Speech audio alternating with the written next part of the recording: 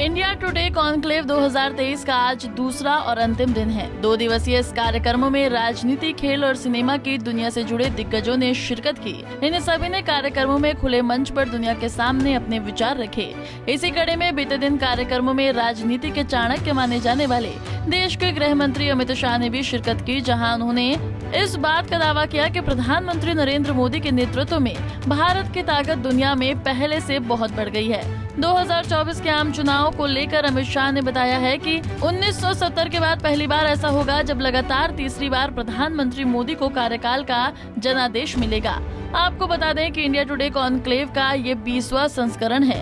राजधानी दिल्ली के होटल ताज पैलेस में आयोजित इस कार्यक्रम में क्रिकेट की दुनिया के भगवान कहे जाने वाले पूर्व भारतीय क्रिकेटर सचिन तेंदुलकर ने हिस्सा लिया।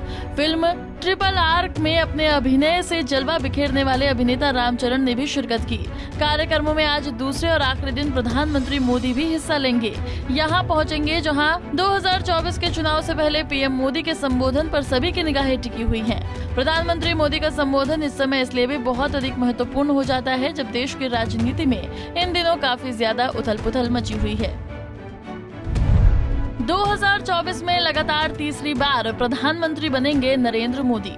केंद्रीय गृह मंत्री अमित शाह ने इंडिया टुडे कॉन्क्लेव 2023 के मंच पर इस बात का दावा किया कि 2024 के चुनाव में पीएम मोदी को एक बार फिर जनता अपना प्रधानमंत्री बनाने जा रही है, क्योंकि पीएम मोदी के कार्यकाल में भारत की स्थिति पहले से बहुत मजबूत हुई है।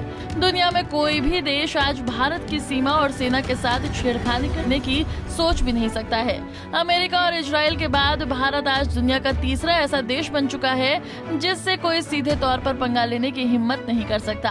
गृह मंत्री अमित शाह ने प्रधानमंत्री मोदी के कार्यकाल की रक्षा नीति के बारे में बताते हुए कहा कि भारत मौजूदा समय में आंतरिक और बाहरी सुरक्षा के मामले में सबसे सुरक्षित है।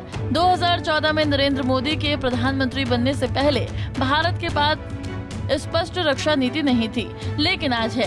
गृह मंत्री अमित शाह ने कहा कि देश की सुरक्षा के मामले में हमारी नीतियां स्पष्ट हैं। हम दुनिया के हर देश के साथ मैत्रीपूर्ण संबंध चाहते हैं, लेकिन हम किसी भी तरह से हस्तक्षेप को बर्दाश्त नहीं कर सकते हैं।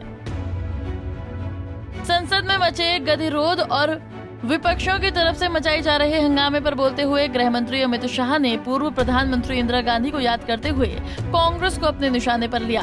राहुल गांधी के भाषण और सदन में माइक बंद करने के सवाल पर गृह मंत्री अमित शाह ने बताया कि विपक्ष अगर बातचीत के लिए आगे आए तो संसद में जारी गतिरोध को दूर किया जा सकता है।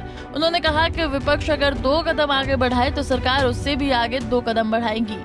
संसद में हमारी पहल के बावजूद विपक्ष की ओर से बातचीत का प्रस्ताव नहीं आया। वो मीडिया से बात कर रहे हैं और नारेबाजी कर रहे हैं। ऐसा नहीं होता है। संसद में बहस नियमों के तहत होती है।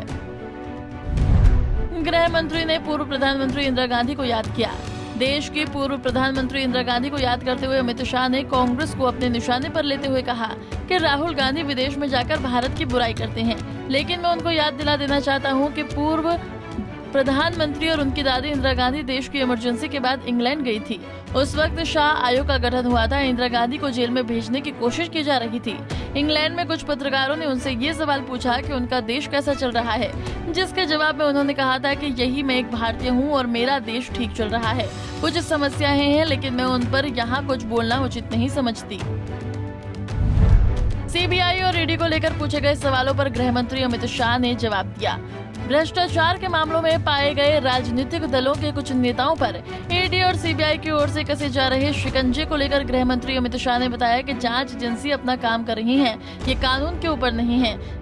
इनकी ओर से जारी किसी भी एफआईआर, नोटिस और आरोप पत्र को कोर्ट में चुनौती दी जा सकती है। उन्होंने कहा कि ईडी और सीबीआई की जांच पर वो कोर्ट क्यों नहीं जाते। मैं जनता से पूछना चाहता हूं कि अगर किसी पर भ्रष्टाचार के आरोप लगे हैं तो क्या उनकी जांच नहीं होनी चाहिए। साल 2017 में यूपी में हुए विधानसभा चुनाव के दौरान एक कांग्रेस महिला नेता के बयान को याद दिलाते हुए गृह मंत्री ने बताया कि कांग्रेस के एक बड़ी नेता ने उस समय कहा था कि अगर भ्रष्टाचार में कोई लिप्त पाया जाता है तो उसकी जांच कराई जानी चाहिए, और अब जब केंद्रीय एजेंसियां जांच कर रही हैं तो शोर मचाया जा रहा है।